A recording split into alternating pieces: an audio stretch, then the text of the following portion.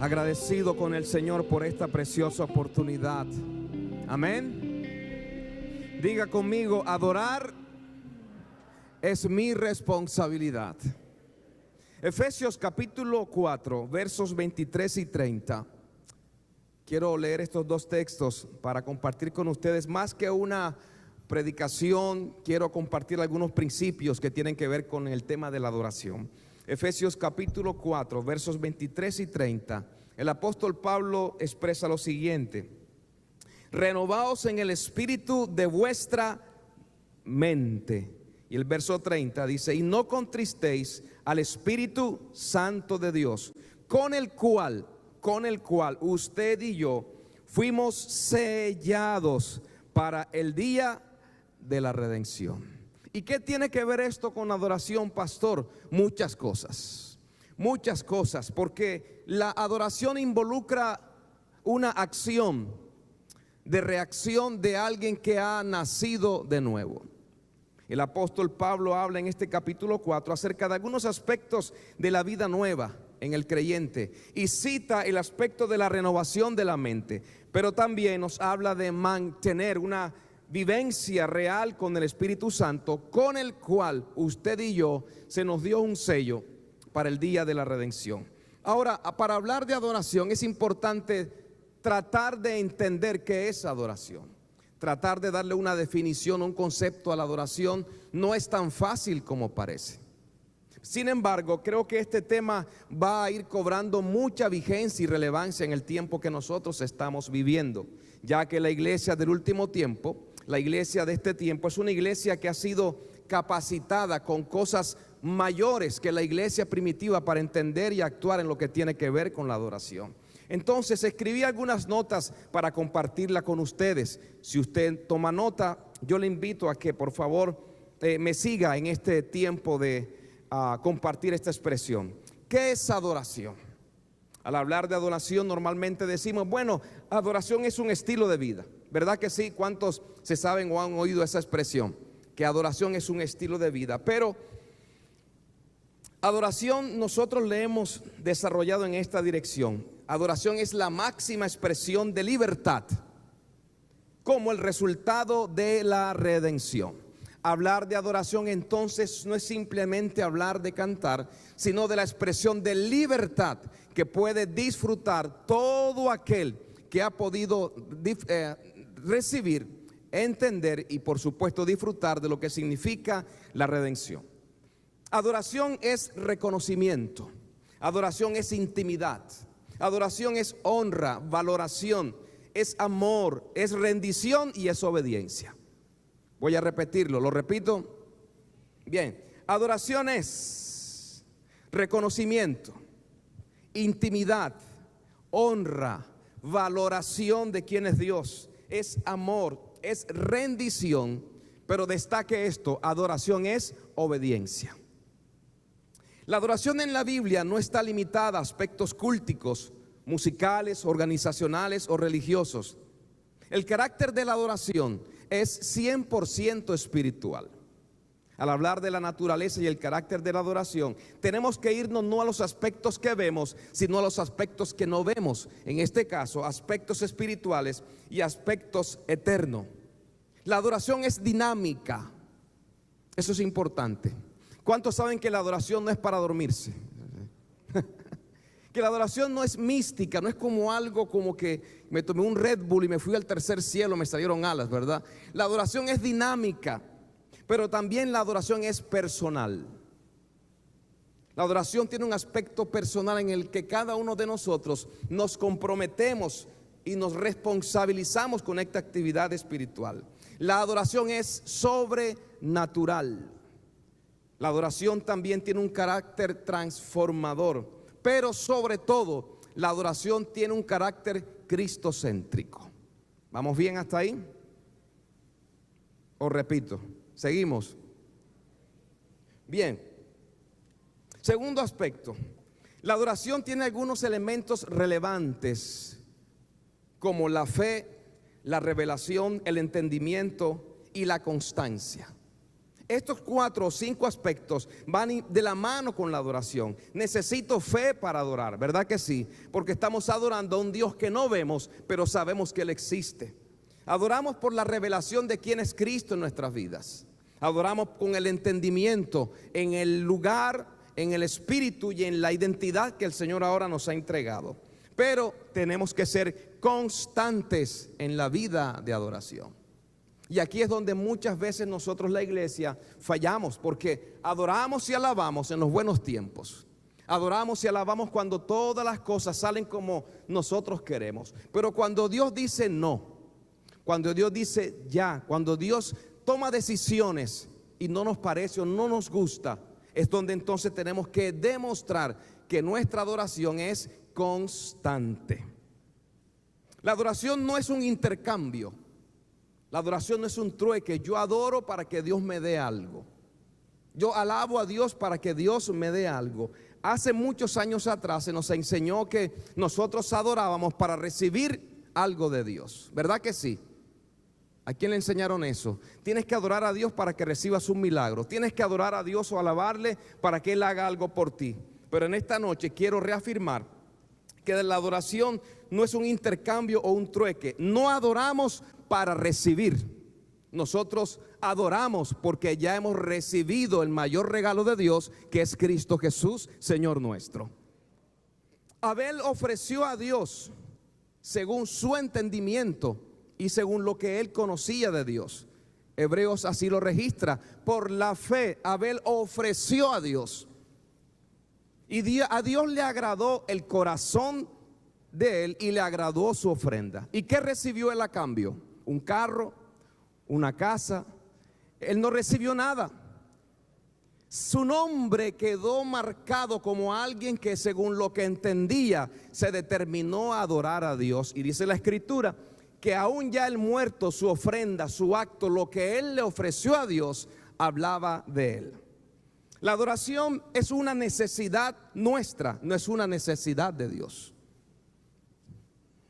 Estamos de acuerdo ahí, ¿verdad? Jesús dijo: los entendidos en la adoración es necesario que hagan ¿qué cosa? No que le adoren, que adoren. Y los que le adoran en espíritu y en verdad es necesario que adoren. Entonces, al venir a congregarnos, adorar no es una opción. Adorar no es una dinámica para que el culto se sienta, llenemos un espacio. Adorar es una necesidad. ¿Cuántos tienen esa necesidad a diario? ¿Qué pasa si usted no come? Si usted no se hidrata, su cuerpo como que siente el resultado. Así mismo es nuestra vida espiritual. La adoración siempre ha existido. No es algo que la iglesia se inventó para llenar espacios, agendas o entretenernos. Siempre ha sido y será la voluntad de Dios que su máxima creación, usted y yo, logremos comprender cómo pide Dios que nosotros le adoremos. Recordemos que entre las cosas que el hombre perdió en el Edén fue la oportunidad de seguir adorando. ¿Y cómo adoraba entonces Adán si él no tenía instrumentos? ¿Y cómo hacía él para adorar? Pues recuerden que el hombre tenía comunión con Dios. El hombre podía deleitarse en quién es Dios y todas las cosas que el Señor le dio. Y la adoración no es otra cosa que el deleite entre el Creador y su criatura, entre el Padre y su Hijo, que le adora en espíritu y en verdad. El hombre dejó de adorar. Ojalá usted anote esto, por favor. Si lo puede anotar, anótelo. El hombre dejó de adorar cuando dejó de obedecer. ¿Cómo es la frase? Cuando dejó de obedecer a Dios. En la historia y en diferentes épocas aparecieron hombres que mediante la fe y por la fe rindieron actos de adoración poderosos, y por la revelación y la que ellos tenían, Dios recibió su adoración. ¿Qué podemos decir de David? Que cuando hablamos de adoración, no David, no mi amigo David, el guitarrista, ¿verdad? Cuando hablamos de adoración, nuestra mente se va ¿a quién? A David, ¿verdad que sí? a David, su expresión, el tabernáculo de David. Pero miren lo que compartí, lo que escribí para compartir con ustedes. A pesar que David se destaca como un adorador, porque lo realizó por medio de su talento. David pudo haber sido un poeta o hacerlo a través de otro tipo de arte, pero Dios permitió que lo hiciera a través de la música. David logró pasar de una adoración personal a una adoración nacional. David no solo se dedicó a adorar a él, sino que trabajó para que la adoración personal se trasladara a una adoración nacional. Que toda lengua, que toda nación, David entendía que la adoración no tiene límites, que toda tribu, nación y lengua está destinada para adorar a Dios. ¿Estamos de acuerdo, sí o no? Ahora, la expresión de David fue imperfecta y estuvo sometida a un pacto imperfecto. Por eso es que no podemos quedarnos en el modelo y en el tabernáculo de David. No podemos quedarnos allí para entonces validar aspectos como verdades para este tiempo que ya no podemos actualizar o usarlas para lo que nosotros queremos en el área de la adoración.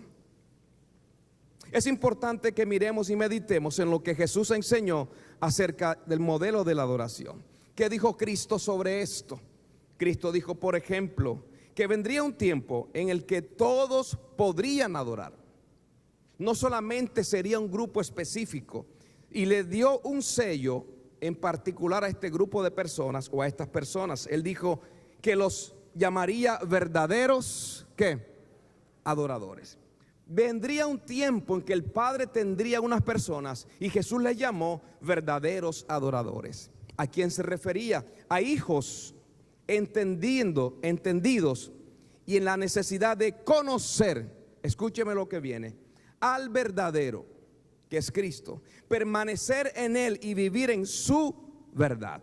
Cuando hablamos de verdaderos adoradores, no tenemos que irnos a aspectos tan complicados. Verdaderos adoradores tiene que ver con hijos que han conocido, a quien la primera carta de Juan le menciona y dice que han conocido al que es verdadero. Entonces podemos decir que si hay verdadera adoración, también hay una falsa adoración. Que si hay verdaderos adoradores, dentro de toda la colectividad pueden existir también falsos adoradores. ¿Cómo Jesús modeló la adoración? Creo que no hay una expresión donde la Biblia muestre que Cristo se dedicó a cantar, dedicó a expresar la adoración a través de la música o de otro tipo de arte. Jesús modeló y enseñó la adoración en dos aspectos importantes. Ojalá lo pueda notar. Número uno, la obediencia, y número dos, el servicio. Si analizamos la vida de Cristo, ¿cómo Cristo adoró? ¿Cómo Cristo reconoció y honró al Padre? Bueno, lo hizo a través de la obediencia y lo hizo a través del servicio. De otro lado, también quiero que pensemos en el apóstol Pablo, un hombre enseñando y demostrando que la verdadera adoración no está sujeta a capacidades musicales, a estados de ánimo, sino a enfocarse en el sujeto correcto, con la revelación correcta y el entendimiento correcto. Y por supuesto, una vida identificada con lo que dice capítulo 5 de Efesios, del verso 18 al 20. El apóstol Pablo escribe y evidencia que un hombre que, aunque no se muestra como un adorador, vivió una vida de adoración. Dice Pablo: no os embriaguéis con vino, en lo cual hay disolución, sino sean llenos ¿de quién? Del Espíritu Santo. Hablen entre ustedes, ojo, entre la gente llena, evidenciando la presencia del Espíritu Santo. Pablo dice: hablen entre ustedes con salmos, himnos y cánticos espirituales, alabando y cantando de corazón al Señor, dando siempre gracias por todo en el nombre de nuestro Señor Jesucristo, a Dios el Padre. ¿Qué les quiero decir? Que no tienes que ser un gran cantante para ser visto por el cielo como un adorador. ¿Está conmigo en eso? Por años se ha creído, dice, bueno, hablar de adoración es solamente para el tiempo de música. Eso es responsabilidad de David, de la hermana Catherine. Ellos son los encargados. Pues déjeme decirles que ellos tienen una responsabilidad, pero la iglesia, Los congregantes tenemos un 80 o 90% de compromiso al venir a la casa de Dios o al venir a reunirnos como hijos de Dios. ¿Estamos de acuerdo, amados? Entonces la adoración no es para que, bueno, mire, yo he notado esto, que hay personas o hay congregaciones donde en el tiempo de la música la gente no llega y llegan justamente cuando va a dar la palabra. Dice, bueno, porque es que yo vengo a edificarme en la palabra, yo no vengo a otra cosa.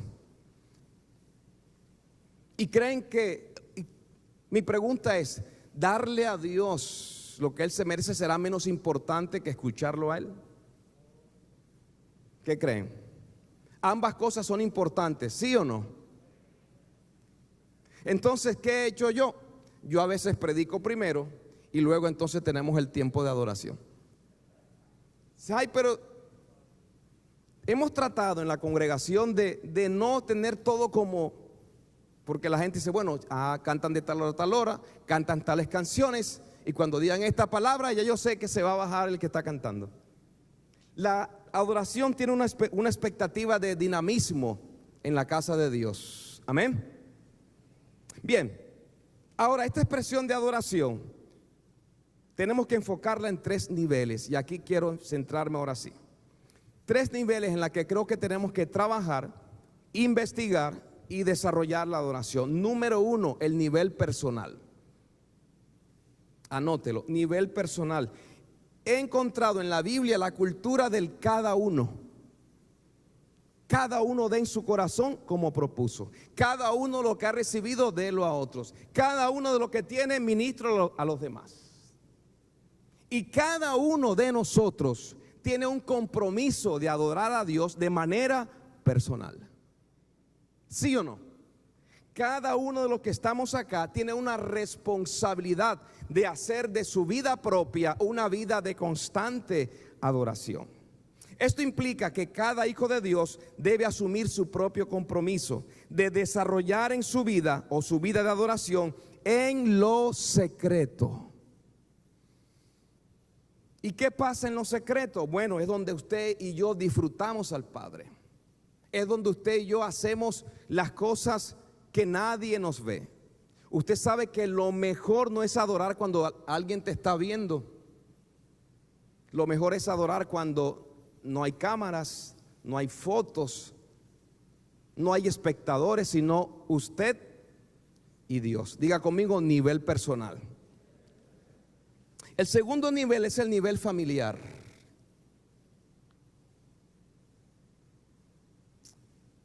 Y escriba esto: la adoración se entiende, se enseña y se vive. La adoración se enseña, se entiende, se enseña y se vive. Creo que la única manera que el sistema de esta tierra y todo lo que estamos viendo y oyendo, para que no siga distorsionando y pervirtiendo la adoración, es que en nuestras casas tomemos tiempo para establecer la verdad de Dios acerca de lo que es adoración. Es tiempo de que nuestros hijos aprendan a identificar qué es y qué no es adoración.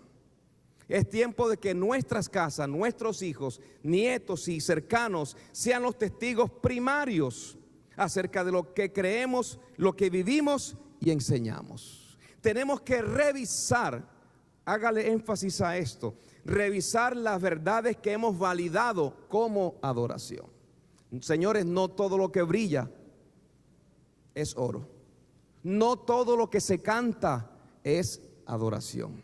Y no todo lo que se predica está alineado a la palabra de Dios. Creo que tenemos que salir a la defensa de la verdadera adoración. El Señor se preocupó, por decirlo así, de que lo que Él enseñó pasara de generación en generación de manera intacta, que no se pervirtiera, que no se distorsionara. Y si usted y yo examinamos lo que estamos viendo y oyendo de adoración y vamos a la Biblia, se dará cuenta que algunas cosas como que no se parecen, que algunas cosas como que no están alineadas a lo que el Señor enseñó sobre lo que era la verdadera adoración. Nivel número 3. ¿Cuál es el número 1? Nivel número 2. Y nivel congregacional o nivel de cuerpo. Este nivel, yo le coloqué esto, este nivel no miente. Es como cuando usted le hacen una radiografía y muestra lo que hay allí. Es como el espejo. El espejo no miente, muestra la realidad. Este nivel no miente, ¿sabe por qué? Porque es el resultado de lo que somos en lo secreto. Y lo que constantemente vivimos como familia. Nadie podrá ser y dar en público lo que no es en privado. Nadie podrá ser y dar en público lo que no es y lo que no tiene en privado. Es el nivel en el que tenemos más elementos que nos ayudan. Hay música, hay luces, hay más personas, hay buenos cantantes, pero la realidad es que la verdadera adoración no es de afuera hacia adentro. La verdadera adoración es de adentro hacia afuera. No adoramos por lo que recibimos, sino que nosotros adoramos porque ya hemos recibido al Espíritu del Padre y Él es quien nos motiva, nos guía y nos enseña la verdadera adoración a Dios. ¿Estamos, amados? ¿Vamos bien? Ahora, para ir finalizando, hablar de adoración o alabanza congregacional es creer que en lo que hacemos hay un mismo propósito, que todo lo que estamos aquí vinimos a lo mismo, ¿verdad que sí? ¿Quiénes vinieron a celebrar, a adorar, a ser edificados y cantar? Es creer que lo que estamos aquí estamos vinculados por una misma fe, un mismo amor, y todos deberíamos participar de lo que estamos haciendo. La expresión de adoración no es para unos cuantos en la reunión cristiana. Es el mejor momento para unir nuestro espíritu, unir nuestra voluntad, unir nuestras fuerzas, nuestros talentos y encontrarnos en un punto en común. La alabanza y la adoración tienen un punto en el que todos nosotros nos encontramos, y es cuando reconocemos a Cristo como el Señor de todo y de todos. Ahí es cuando la adoración cobra vida, cuando todos identificamos a quién adoramos, por qué lo adoramos y lo hacemos como Él pide que nosotros le adoremos. Cuando entonces es una adoración congregacional, cuando cantamos la misma canción, no. Cuando nos enfocamos en el mismo propósito.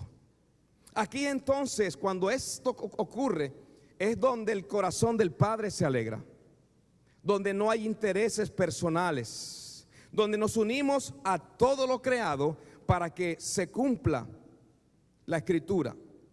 Y entonces lo describe Filipenses, donde el Señor declaró lo siguiente, que le dio un nombre que es sobre todo nombre, y ante ese nombre se doble toda rodilla y toda lengua confiese que Jesucristo es el Señor, para la gloria del Dios Padre.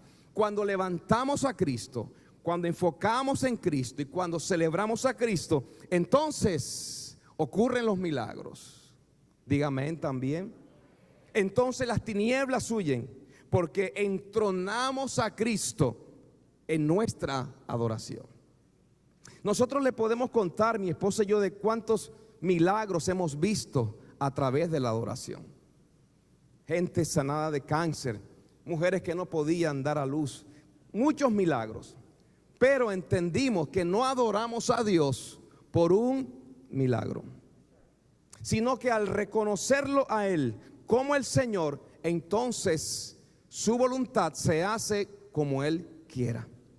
Quiero terminar diciéndole esta clave: la adoración congregacional es efectiva cuando entonces Cristo es el Señor de nuestra adoración.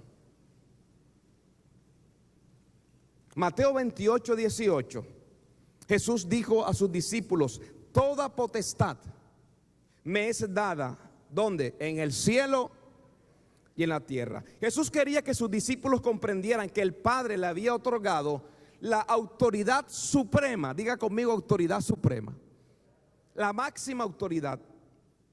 Por supuesto, también la intención del Padre era, es y será que Jesús sea 100% obedecido. Entonces hay que reconocer que en la adoración el señorío de Cristo es meritorio, no es ocasional, es legal y además es supremo. Por motivo de esta verdad, entonces, mis amados, toda persona que no reconoce a Cristo como el Señor no lo está reconociendo correctamente. Es allí en donde tenemos que revisar nuestras canciones. Es donde tenemos que revisar la teología de nuestra adoración. Algunos aspectos que reafirman esto. Número uno, Cristo es el Señor en la creación. Juan 1:3 dice: todas las cosas por Él fueron hechas, y sin Él nada de lo que ha sido hecho fue hecho. Cristo también es el Señor de la salvación. Hechos 2:36: sepa pues con certeza toda la casa de Israel que a este Jesús, a quien vosotros crucificasteis, Dios le ha hecho Señor y Cristo. El carcelero le preguntó al apóstol: ¿qué debo hacer para ser salvo? Le dice: cree en el Señor Jesucristo y serás salvo tú y tu casa. Cristo también es el Señor en la iglesia. Efesios 4:15: sino que siguiendo la verdad en amor, crezcamos en aquel que es la cabeza, esto es Cristo. Primera de Corintios 15:27: Dios puso todo bajo su dominio hacia Cristo, el Señor también de la iglesia. Cristo también es el Señor de nuestra vida y servicio. Y ante esto Cristo dice: ¿por qué me llamas Señor, Señor, y no haces lo que yo digo o pido? No es suficiente decir quiero adorar. Hay que hacer a Cristo el Señor de mi vida para hacerlo entonces el Señor de mi adoración. Colóquese en pie y termino. Número 5, Cristo es el Señor en la adoración. Diga conmigo: Cristo es el Señor en la adoración. No, con ánimo: Cristo es el Señor de mi adoración. A un hombre ciego de nacimiento Jesús lo sanó y armó un tremendo problema, porque el hombre que había sido sanado no sabía quién lo había sanado. A él lo despiden del lugar de reunión. Sus padres le dijeron que resuelva el problema a él. Él fue el que lo sanaron, que él diga quién fue. Jesús oyó decir que lo habían echado fuera, y cuando se lo encontró le dijo: ¿crees tú en el Hijo del Hombre? Él le respondió: ¿y quién es, Señor, para que yo crea en él? Interesante que una persona, cuando pierde su vista, uno de los sentidos que más desarrolla es el sentido auditivo. Él no había podido identificar la voz de Jesús. Jesús le habla ahora de espíritu a espíritu y le dice: pues tú lo has visto, y el que está hablando contigo, ese es. ¿Quién le dijo a él que lo adorara? La autoridad del Señor llevó a este hombre a la adoración. Él le dijo: creo, Señor, y dice: y postrado le adoró. ¿Cómo le adoró? No sé si cantó, no sé qué hizo, pero reconoció el señorío de Jesucristo. No le dijo el milagro, no le habló de milagro, no le habló de nada. Le dijo: tú eres el Señor. Juan recibe la revelación de la adoración celestial, y aquí hay muchos temas por enseñar, pero resalto que la iglesia de este tiempo, usted y yo, es la más equipada para ser una iglesia bien entendida y poderosa en lo que tiene que ver con la adoración. Y cuando hablo de poder, no hablo de manifestación, hablo de convicción y firmeza en la adoración. ¿Y por qué, pastor? 5 razones. Número 1, nos dio su espíritu de manera ilimitada y sin reproche. Número 2, nos dio su mente para comprender, entender y vivir en su verdad. Nos introdujo en un mejor pacto. Número 4, nos abrió el camino al Padre. Hebreos dice que nos abrió un camino nuevo y vivo. Y número 5, nos hizo un solo cuerpo, unido, fortalecidos, amándonos. Pero ese cuerpo tiene una gran fortaleza: es que la cabeza y el Señor es Cristo. Termino con Apocalipsis 5:13. Y a todo lo creado que está en el cielo, diga conmigo, en el cielo, y sobre la tierra, y debajo de la tierra, y en el mar. Mire lo que dice, y a todas las cosas que en ellos hay, no dice personas, y a todas las cosas que en ellos hay, oí decir al que está sentado en el trono y al Cordero, sea la alabanza, sea la honra, sea la gloria y sea el poder por los siglos de los siglos. Amén. Apocalipsis nos deja un desafío, mis queridos hermanos, a que nuestra adoración se reenfoque en el sujeto correcto. Y cada vez que usted piense en adorar, míreme aquí, su expresión sea alabanza, sea honra, sea gloria y sea el poder por los siglos de los siglos. El tiempo de la canción ha venido, dice Cantares. Terminó el tiempo de las canciones de despecho evangélico. Antes, entre más tristes las canciones, eran más espirituales. Entre más usábamos la música para expresar nuestro dolor y todo, nos sentíamos más espirituales. Pero lo único que estábamos haciendo era sacando el dolor, la amargura y todo eso que llevamos por dentro. Dios nos ayude a hacer una separación de cantar para Dios o adorar a Dios bajo el señorío de Cristo en nuestra mente, alma, cuerpo y espíritu. Señor, gracias por tu palabra. Terminamos este tiempo tratando de poner en práctica estos principios. Y yo quiero que usted me ayude. Me quedan 10 minutos. Si usted entendió algo, póngalo en práctica. Y todo vuestro ser, espíritu, alma y cuerpo, sea guardado irreprensible para la venida de Cristo. Quiere decir que el Espíritu preserva tu vida de manera integral. ¿Sabe también para qué? Para que le adores. Colóquele el mismo empeño, el mismo entusiasmo, la misma actitud a la adoración a Dios, como cuando usted sale para su trabajo, como cuando usted va a hacer lo que más le gusta en la vida. Póngale esa pasión a adorar al Señor. Y yo le voy a decir las cosas que van a ocurrir en su vida. Su vida va a ser transformada. Su vida va a sentir la plenitud del Espíritu Santo. Pues la voluntad de Dios es que todo lo creado en el cielo, en la tierra, en el mar y debajo de la tierra le dé honra y adoración a nuestro Dios.